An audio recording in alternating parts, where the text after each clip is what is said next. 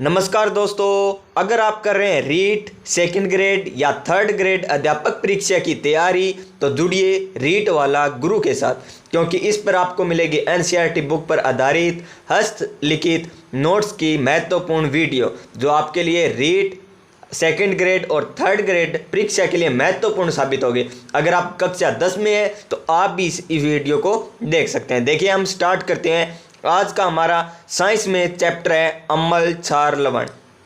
अम्ल क्षार लवण, तो देखिए अम्ल सबसे पहले, और हमने शैक्षिक परिदर से जो रीट नहीं थर्ड ग्रेड अध्यापक परीक्षा में आता है उसकी भी वीडियो हम सिलेबस के अनुसार बना रहे हैं, तो आप वो भी देख सकते हैं, वो भी हस्तलिखित नोट्स की। तो देखिए अम्ल, अम्ल क्या है?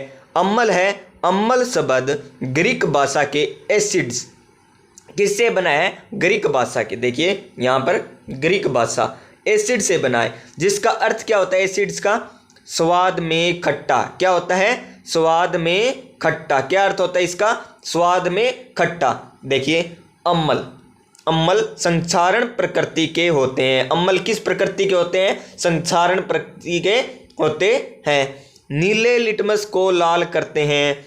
किस लिटमस पत्थर को लाल कर देते हैं? ये नीले को। इसकी ट्रिक क्या है? एनिल, एनील। ये हम आगे देखेंगे लिटमस पत्थर क्या होता है। एनील, ए से अम्ल, नी से नीला, ले से लाल। अम्ल नीले को लाल कर देता है। स्रोत के आधार पर अम्लों का वर्गीकरण। देखिए अम्लों का हम वर्गीकरण देखते हैं। अम्लों का वर्गीकरण 2 भागों में किया गया। कितने भागों में किया गया है? 2 भागों में। देखिए कौन कौन से हैं वो। नंबर 1 प्राकृतिक अम्ल। कौन से अम्ल? प्राकृतिक अम्ल वे अम्ल जो सजीवों पादपों से प्राप्त होते हैं। के कौन से अम्ल? वे अम्ल जो सजीवों पादपों से हमें प्राप्त होते हैं। कौन से अम्ल कहलाते हैं? प्राकृतिक अम्ल कहलाते हैं। कौन से अम्ल कहलाते हैं? प्राकृतिक अम्ल कहलाते हैं। ये दुर्बल होते हैं। क्या होते हैं? दुर्बल होते हैं।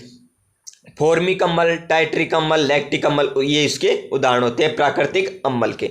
नेक्स्ट देखिए नोट, प्राकृतिक अम्लों में सजीवों में पाचन के लिए HCl सांद्र होता है। HCl जो अम्ल होता है ना वो सांद्र होता है किसमें? सजीवों में। और किसके लिए? पाचन के लिए। किसके लिए? पाचन के लिए। प्राकृतिक अम्लों में सजीवों में पाचन के लिए HCl सांद्र होता है। नेक्स्ट है खनिज अम्ल। कौन से अम्ल? खनिज अम्ल जो खनिज स्रोत से प्राप्त होते हैं, जैसे HCl, H2SO4। क्वेश्चन किस प्रकार पूछा जाएगा? देखिए निम्न में से प्राकृतिक अम्ल है। हाइड्रोक्लोरिक अम्ल नंबर 1 सांद्र H2SO4, सांद्र H2SO4। फॉर्मिक अम्ल, इनमें से कोई नहीं। तो प्राकृतिक अम्ल कौन सा हो गया? फॉर्मिक अम्ल। कौन सा अम्ल हो गया? फॉर्मिक अम्ल। अब हम बात करते हैं क्षारक की। क्षारक क्या होते हैं? क्षारकों के जलीय विलयन क्षार कहलाते हैं। देखिए क्षारकों के जो जलीय विलयन होते हैं ना वो क्षार कहलाते हैं। क्या कहलाते हैं? क्षार कहलाते हैं। और किस अरबी भाषा के किस शब्द से? देखिए एल्काइल। क्या है? एल्काइल। क्या है? एल्काइल, जिसका अर्थ क्या होता है? जले हुए पेड़ों की राख। इसका अर्थ क्या होता है? जले हुए पेड़ों की राख। और इसका फिर अर्थ क्या होता है? जले हुए पेड़ों की राख का तीक्ष्ण व कड़वा। जो क्या होता है?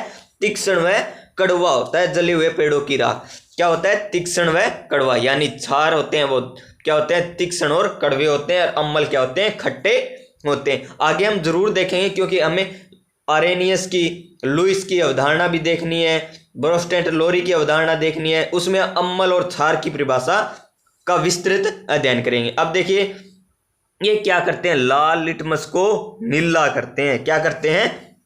लाल लिटमस को नीला करते हैं। और अम्ल क्या करते हैं? नीले को लाल। और ये क्या करते हैं? लाल को नीला। देखिए और क्षारों की प्रकृति भी क्या होती है? संक्षारण की होती है। किसकी होती है? संक्षारण की होती है। अब हम देखते हैं नेक्स्ट सूचक। सूचक क्या है? सूचक वे पदार्थ जो अम्लीय गुणधर्म या क्षारीय गुणधर्म की सूचना देते हैं। वे पदार्थ जो अम्लीय गुणधर्म या क्षारीय गुणधर्म की सूचना देते हैं, जैसे लिटमस पत्थर, फिनोप्थलीन, ये क्या होते हैं? सूचक होते हैं जो अम्लीय गुणधर्म या क्षारीय गुणधर्म की सूचना देते हैं। क्या कहलाते हैं? लिटमस पत्थर कहलाते हैं। अब देखते हैं हम स्रोत के आधार पर सूचक कितने प्रकार के होते हैं? तो देखिए, स्रोत के आधार पर सूचक के प्रकार। अब हम बात करते हैं स्रोत के आधार पर सूचक के दो प्रकार होते हैं। कितने प्रकार के होते हैं?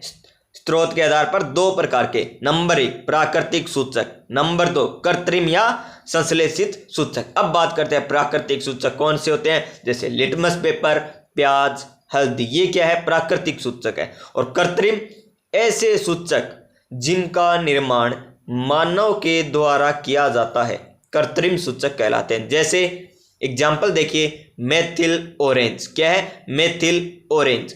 फिनोप्थलीन, मेथिल रेड, ये क्या है? कृत्रिम सूचक। कृत्रिम सूचक कौन से होते हैं? जो मानव द्वारा बनाए जाते हैं। और प्राकृतिक सूचक कौन से होते हैं? जो प्रकृति द्वारा बनते हैं। तो देखिए, अब बात करते हैं हम परिवर्तन के आधार पर सूचक के प्रकार।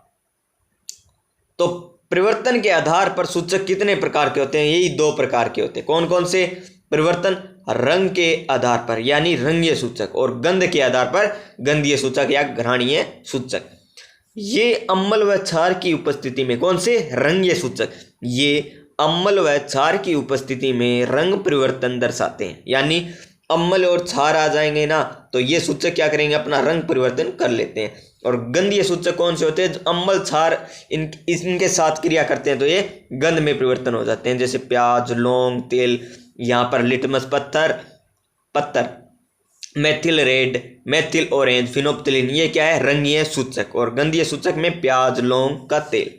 अब बात करते हैं हम लिटमस पत्थर क्या है? क्या है लिटमस पत्थर? सॉरी, पत्थर निकल रहा है, पत्थर है लिटमस पत्थर। यह थैलोपाइटा कौन से वर्ग का है? थैलोपाइटा, इंपॉर्टेंट है। यह थैलोपाइटा वर्ग के लीचेन नामक यानी लाइकेन नाम शैवाल के बैंगनी रंग के रंजकों से निर्मित किया जाता है। लिटमस पत्थर का निर्माण किसके द्वारा किया जाता है? थैलोपाइटा जो वर्ग है उसके लीचेन यानी लाइकेन नामक शैवाल के बैंगनी रंग के रंजकों से निर्मित किया जाता है।